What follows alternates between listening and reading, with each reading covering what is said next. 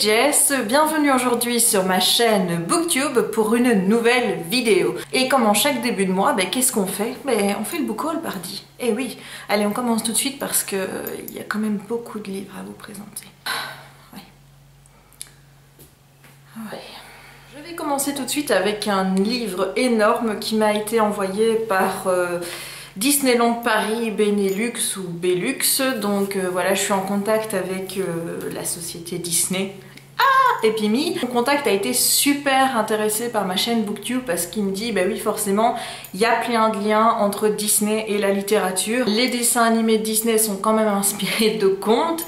Donc voilà, et il m'a proposé de m'envoyer un livre qui est sorti en 2006, un livre qui parle de l'inspiration de Walt Disney et franchement je suis super ravie parce que ce livre est magnifique. Donc il s'agit de Il était une fois Walt Disney aux sources de l'art des studios Disney. Regardez-moi ça, le bouquin est magnifique, voilà. Et dedans, vous imaginez qu'il y a beaucoup d'illustrations, du texte, voilà. Donc je vais le lire et quand j'aurai terminé de le lire, je vous en reparlerai. Malheureusement, je dois vous dire que ce livre n'est, je pense, plus en vente. Et sur Amazon, en tout cas, il est en indisponibilité totale. Donc voilà, je suis désolée de vous présenter un livre que vous ne pourrez pas acheter. Mais en tout cas, moi, je suis super contente de l'avoir reçu. N'en déplaise ensuite à ceux qui n'ont pas aimé mon premier Erotic Talk. Oui, je pense que j'ai touché un sujet sensible. La littérature érotique, apparemment, on n'a pas le droit de trop en parler. Tant pis, je vais quand même le continuer parce que moi j'aime ça et j'aime vous en parler. Et pour tous ceux qui n'ont pas envie de voir ce genre de vidéos, je vous conseille de ne pas les regarder tout simplement. Je vais donc vous présenter quelques titres de littérature érotique qui ont rejoint ma page ce mois-ci. Tout d'abord, celui-ci je l'ai déjà lu et c'était le sujet du premier Erotic Talk. Je vous mettrai d'ailleurs la vidéo en barre d'infos pour ceux que ça intéresse. Il s'agit de Ce qui m'attise de Christy Sobesti, publié aux éditions J'ai lu. Alors ce livre a été un coup de cœur, vraiment. J'ai énormément aimé la plume de l'auteur, la manière dont elle traite son histoire. Donc pour vous rappeler, on suit une jeune femme mariée, donc Estelle, qui a 32 ans et qui s'ennuie dans sa routine de couple et qui pense sincèrement à aller voir ailleurs et à s'ouvrir à de nouvelles expériences sexuelles. Voilà, donc je vous en dirai pas plus. Si vous avez envie d'en savoir plus, la vidéo est en barre d'infos. J'ai déjà le tome 1 et 2 dans ma palle. J'ai lu le tome 1 mais je pense qu'il va falloir que je le relise très prochainement. Donc là j'ai pris le tome 3, comme ça je peux les enchaîner. Il s'agit de Hôtel Chambre 3 de Emma Mars. Ça m'embête un petit peu parce que j'ai les deux premiers dans l'édition grand format et donc du coup les couvertures vont pas matcher ensemble. Mais voilà, ici, vu le prix, donc 6,90 € pour un livre comparé à 15-16 € pour un grand format, c'est mon portefeuille qui m'a dit Jess, c'est vraiment obligé que ça matche. J'avais envie de lui dire oui c'est obligé, mais lui il m'a dit non, vraiment c'est pas obligé, sinon tu l'achètes pas. Donc voilà, j'ai dû suivre l'avis de mon portefeuille qui m'a donc dit tu le prends en poche. J'avais un avis assez mitigé sur le tome 1, c'est-à-dire que j'avais aimé la plupart du premier tome, sauf la fin qui m'avait un petit peu choquée, j'ai envie de dire. Donc je vais devoir le relire parce qu'il faut que je me remette tout en tête et ensuite je vais pouvoir enchaîner. Mais en tout cas, une bonne partie du bouquin j'avais beaucoup aimé parce que c'était très sensuel. C'était vraiment très bien raconté. Et en plus de ça, je sais pas si vous êtes au courant, mais Emma Mars, c'est un homme. Voilà, donc il s'agit en fait de l'auteur Frédéric Mars qui a écrit entre autres le roman Non-Stop qui est publié chez Hachette Black Moon, que j'avais absolument adoré. Franchement, pas une seconde avant qu'il avoue que c'était lui, je me suis doutée que derrière Emma Mars se cachait Frédéric Mars. Donc j'ai été agréablement surprise et c'est vrai que c'est l'une des raisons pour laquelle j'ai eu envie de me replonger dans cette saga. C'est de savoir que c'est un homme qui l'a écrit, alors que c'est quand même raconté du point de vue d'une femme. Si je me souviens bien, c'est quand même vachement bien fait. Et j'ai rien vu venir, donc c'est bien la preuve que l'auteur il est quand même assez doué. Le livre suivant, il s'agit de Secret de Elle, Marie Adeline. Donc il s'agit d'un roman publié chez Pocket. Il y a plusieurs tomes de publiés, mais là jusqu'à présent j'en ai encore acheté qu'un. Donc on va suivre une jeune femme d'une trentaine d'années qui travaille dans un café, donc elle est serveuse. Et un jour elle va tomber sur un carnet où elle va y voir des confessions très intimes et elle va apprendre l'existence via ce carnet d'une agence de coaching qui s'appelle Secret pour séduction, érotisme, confiance, romantisme, extase et transformation. Et en fait le but de cette agence est d'aider les femmes à se libérer, donc eh bien forcément elle va s'y inscrire. Et voilà, donc du coup encore un roman qui me tente énormément et dont j'ai hâte de vous parler. Le prochain roman, il s'agit de Le bandeau de Jean-François Maupin. Au niveau de l'histoire, donc on va suivre une jeune femme qui va tomber amoureuse d'un homme dont elle n'a vu ni le visage et dont elle ne connaît pas non plus le nom, elle ne connaît que sa voix, et cet homme va l'entraîner dans un jeu érotique à la fois pervers et enrichissant. Voilà, bon je vais pas vous en dire plus, moi ça m'a déjà suffi pour avoir envie de le lire, donc je vous en reparle très bientôt. Et le dernier, c'est un roman que j'ai acheté via Belgique Loisirs, donc puisqu'il fallait que je fasse ma sélection pour le trimestre. Il s'agit de La Belgique du sexe, une jeune femme belge raconte. C'est de Corinne B, voilà, c'est un témoignage et donc on va suivre ici apparemment des petites histoires coquines. Enfin, j'ai reçu en service presse des éditions Percé 7 de Mariem Raïs. Donc il s'agit en fait de petites nouvelles qui parlent d'érotisme. C'est extrêmement court. Voilà, je sais pas si vous voyez, mais il y a 43 pages et quand je vois qu'il y a 7 histoires en 43 pages, j'avoue que ça me fait peur. Je suis pas adepte des nouvelles. Je vous avoue qu'au début, quand l'auteur m'a parlé de son livre, je pensais pas qu'il allait être si court. En fait, elle m'a juste eu avec érotisme. Donc je cherchais des romans pour l'érotico talk. Je me suis pas plus posé de questions. Mais quand je l'ai reçu et que j'ai vu qu'il était court, je vous avoue que ça m'a un petit peu refroidi. Sans compter que je l'ai un petit peu feuilleté et voilà, je pense que ça va pas trop être mon style en fait. Je vais vous lire un petit extrait qui m'a déjà un petit peu refroidi quand j'ai lu le livre. Donc vous avez des phrases du genre « Il l'aime indubitablement en anglais parfumé d'irlandais ». Enfin, il faudra m'expliquer ce que c'est qu'il l'aimer en anglais. Enfin, il lui parle en anglais avec un accent un peu irlandais, enfin j'en sais rien, mais voilà, pour moi la formulation est un peu bizarre. Et ensuite, elle se laisse doucement emporter par les mystères du vagin qui s'ouvre enfin au pénis vigoureux, fidèle et prometteur. Alors, je sais pas vous, hein, mais moi le choix des adjectifs pour le pénis, autant vigoureux, je l'accepte, mais fidèle et prometteur, sérieusement, ouais, ça me pose un petit peu problème. Voilà, c'est pas des qualificatifs que j'associe au pénis en général, fidèle et prometteur. Enfin voilà, vous me direz ce que vous en pensez. Et puis bon, après, il y a à 3 fois 7 ans, elle sait que plus jamais rien ne sera pareil. Alors je ne sais pas si c'est en rapport avec le titre, donc il s'appelle 7, qu'elle a mis à chaque fois l'âge en parlant de 3 fois 7 ans, 5 fois 7 ans, etc. Mais voilà, moi c'est pas des choses auxquelles je suis hyper réceptive. Donc je vous avoue que je suis déjà assez mitigée sur le livre avant même de l'avoir commencé, juste via le fait que le livre soit vraiment tout petit, mais aussi par rapport à ces phrases que j'ai lues. Bon, elles sont totalement hors contexte, vous allez me dire, mais voilà, le style a l'air vachement ampoulé et je sais déjà que ça va pas me plaire. Avant de passer à mes réceptions VO du mois, je vais vous parler des réceptions VF, puisque j'en ai reçu quand même quelques-unes. Alors le premier, c'est Le scénario parfait de Camille Adler, publié chez Milady. Je crois que c'est comme Milady Romance, il n'est pas spécifié lequel, mais en tout cas, je suis déjà fan de la couverture. J'aime beaucoup, toute rose, toute mignonne, voilà, c'est vraiment le genre de couverture qui me fait absolument craquer. Donc moi, j'adore. Dans un tout autre style, j'ai acheté Pierre Lemaître, Au revoir là-haut. Donc c'est un livre qui faisait partie de la rentrée littéraire de l'année passée. Il me semble, j'avais eu hyper envie de le lire, mais évidemment le prix en grand format m'avait un petit peu refroidi. Donc là il est sorti en poche, donc j'ai hâte de pouvoir le lire. Chez Belgique Loisirs, j'ai également pris La Ronde des désirs impossibles de Paola Calvetti, avec une couverture qui franchement m'a hyper séduit, vraiment très simple mais hyper jolie en même temps. C'est une romance apparemment, donc on va suivre deux personnages, Olivia qui va être licencié et Diego qui est un jeune avocat qui va décider de prendre un autre départ. Et alors il est marqué en fin de petit résumé, donc Diego et Olivia ignorent tout l'un de l'autre, pourtant ils se connaissent mais ils ne le savent pas encore. Il n'a pas fallu grand chose autre que la couverture et le résumé pour craquer, donc j'espère vous en reparler bien vite. Ensuite j'ai reçu des éditions J'ai lu Eterna, l'émissaire de là-haut de Guilhem Méric.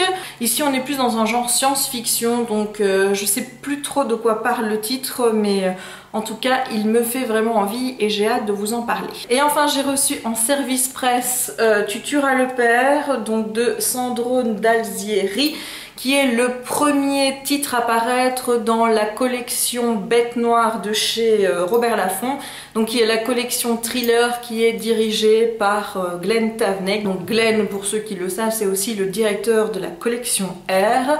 Et donc voilà, j'ai reçu le premier titre en service presse et j'ai hâte de le lire pour me faire mon avis. Ensuite, je vous le cacherai pas, j'ai un peu abusé, j'ai commandé beaucoup de livres en vélo. Je sais, c'est pas bien, mais qu'est-ce que vous voulez que je vous dise? C'est pas comme si vous n'étiez pas maintenant habitué au fait que, voilà, j'achète beaucoup de livres, non. Je crois que maintenant vous le savez, sinon, voilà quoi. Enfin bref, on va quand même passer sur mes petites lectures VO. Mon premier achat c'était What You Left Behind de Jessica Verdi. Donc ce livre-ci en fait je l'ai déjà lu, c'est un livre que j'avais lu en e-book avec NetGalley.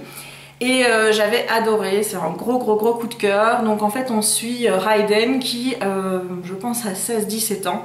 Et il est papa d'une petite fille, Hope. Alors la maman donc s'appelait Meg et Meg avait un cancer quand elle était enceinte de Hope, donc ils ont essayé de lui dire qu'il fallait qu'elle avorte, mais elle a refusé d'avorter, donc elle a dû suspendre son traitement contre le cancer, et Meg est morte, et donc Raiden se retrouve maintenant tout seul pour élever sa fille.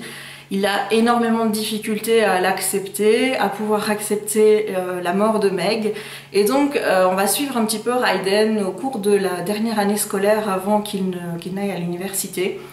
Et c'est un livre qui est hyper émouvant, franchement moi j'ai pleuré d'un bout à l'autre, c'est super bien écrit, voilà, c'est juste magnifique. Donc quand il est sorti en VO, en papier, puisque moi je l'ai lu, je crois que c'était quelque chose au mois d'avril, un truc comme ça, je savais que dès qu'il allait sortir en papier, j'allais l'acheter. Et donc le voici, avec en plus une superbe couverture. Ensuite j'ai acheté un bouquin que vous avez déjà tous depuis un moment en VF et qui était sorti chez Lumen. Il s'agit de Inventor's Secret de Andrea Kremer. Donc en fait j'ai attendu la sortie du paperback. Tout d'abord parce que j'adore la couverture, je trouve qu'elle est vraiment magnifique en bleu comme ça. Et la deuxième raison, eh bien, c'est le prix. Vu le prix des hardbacks pour le moment, eh bien, dès que je peux, je me retourne vers le paperback. Et donc voilà, donc maintenant je vais pouvoir découvrir l'histoire. Vous êtes déjà beaucoup à avoir apprécié. J'ai ensuite acquis Naked de Stacey Tremblay.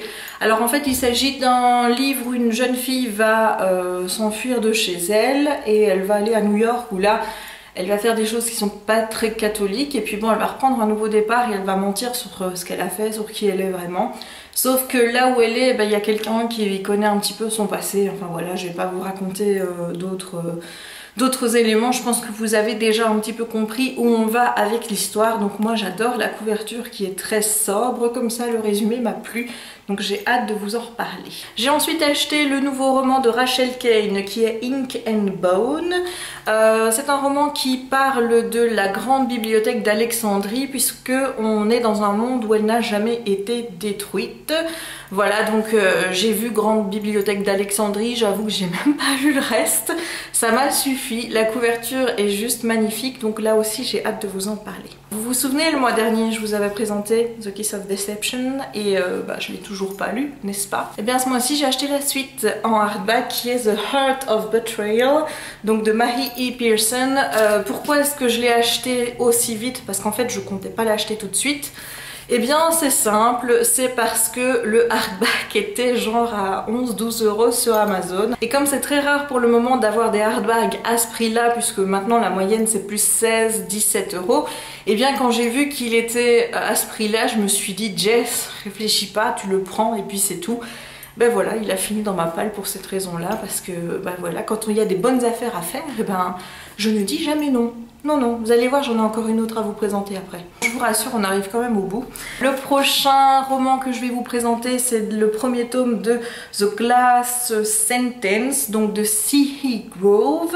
La couverture est juste magnifique. En plus, vous avez dedans une jolie petite carte. Et ici, hop hop hop, les pages, vous voyez que c'est un petit peu parcheminé comme ça, les pages ne sont pas toutes bien rangées, bien lisses, tout et tout et tout. Non, c'est plutôt granuleux quand vous touchez, c'est rêche et tout ça. J'adore quand ça fait ça. Et donc j'ai acheté ce livre parce que le tome 1 débarque en français, je pense que c'est en octobre chez Nathan.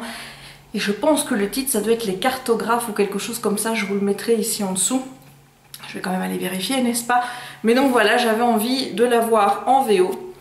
Et ben voilà, c'est chose faite. Il a rejoint ma palle. Le prochain, j'aurais déjà dû vous le montrer dans le book haul précédent. Mais j'ai eu un petit souci avec The Book Depository, c'est-à-dire que le livre n'est jamais arrivé. Donc après plus de 10-15 jours après l'arrivée du dernier bouquin de ma commande, je me suis dit là il y a un stut, donc je les ai contactés, je leur ai dit que le livre n'était jamais arrivé. Et ils m'ont demandé évidemment de confirmer mon adresse, de voir si je voulais être remboursée ou avoir le bouquin. J'ai dit que moi je voulais avoir le bouquin, donc ils me l'ont renvoyé. Là ça a encore pris 3 semaines. Je vous avoue que je commençais un petit peu à désespérer contre le service client de chez The Book Depository. Je me dis c'est pas possible, ils se foutent de ma gueule. Mais non, il est arrivé cette semaine, donc il s'agit de The Badman Daughter de Megan Shepherd. Et en fait ce bouquin-ci c'est L'étrange quête de Juliette M en français qui est publié chez Milan dans la collection Macadam. Et voilà, donc j'avais aussi très envie de lire cette saga et je suis en plus même pas sûre que le tome 3 sortira en français. Comme c'est de coutume chez Macadam, j'ai envie de dire, ils avaient déjà fait pareil pour la saga d'Infernité. C'est évidemment dans des cas pareils où je me dis que je suis bien contente maintenant de lire en VO puisque je n'ai plus ce genre de problème de saga arrêtée en plein milieu, tout ça forcément à défaut de livres assez vendus. Le dernier que je veux présenter, c'est un petit peu un bébé. En fait je voulais pas acheter le hardback, j'attendais qu'il arrive en paperback parce que le bouquin était genre à 19-20 € en hardback et je me dis non, pas question que je mette le prix d'un grand format pour un hardback. Donc j'avais pas envie de l'acheter et puis un jour de la semaine passée, il y a The Book Depository qui m'envoie un petit mail pour me dire qu'il y avait une baisse de prix sur certains livres mis dans ma wishlist et donc j'ai cliqué et que j'ai vu que le bouquin qui coûte normalement 19 € était à 10. Je peux vous dire que mon sang n'a fait qu'un tour, j'ai cliqué sur acheter, le bouquin était commandé dans la minute où j'avais vu l'offre, tout simplement, je me suis pas posé de questions. Ce livre que j'ai déjà lu en fait, je le considère comme un bébé et je peux pas rentrer dans les détails et vous dire pourquoi, mais sachez juste que je suis hyper heureuse et fière que ce livre arrive en français. Je pense qu'il sera publié début de l'année 2016 dans la collection R et ce livre c'est Legacy of Kings, qui est donc la saga Blood and Gods and Warriors de Eleanor Herman. Et ce bouquin, je l'ai vraiment kiffé. Donc c'est un bouquin qui est un petit peu fantasy historique. Donc on va suivre l'histoire d'Alexandre le Grand dans un monde où il y a de la magie et tout ça et tout ça. Et on suit plusieurs personnages dans ce livre et moi j'avais vraiment adoré le fait de suivre plein de monde, le fait qu'il y ait beaucoup d'action. Voilà, j'ai hyper hâte de lire la suite et j'ai hyper hâte que ce bouquin arrive en français. Évidemment, comptez dessus, ce sera l'objet d'un live. Évidemment, je ferai un live sur ce titre. Donc à mon avis, ce sera dans le mois suivant la sortie du livre en français. Voilà. Et bien voilà, on a fait le tour de mes acquisitions du mois d'août. S'il y a des titres qui vous plaisent dans ce que je vous ai présenté, n'hésitez pas à me le dire et à me donner votre avis en commentaire. N'hésitez pas non plus à me dire si vous souhaitez que je lise certains titres avant d'autres. Enfin voilà, on blablate, on discute dans les commentaires comme d'habitude. J'espère que cette vidéo vous aura plu et nous on se retrouve très prochainement pour une nouvelle vidéo. Ciao!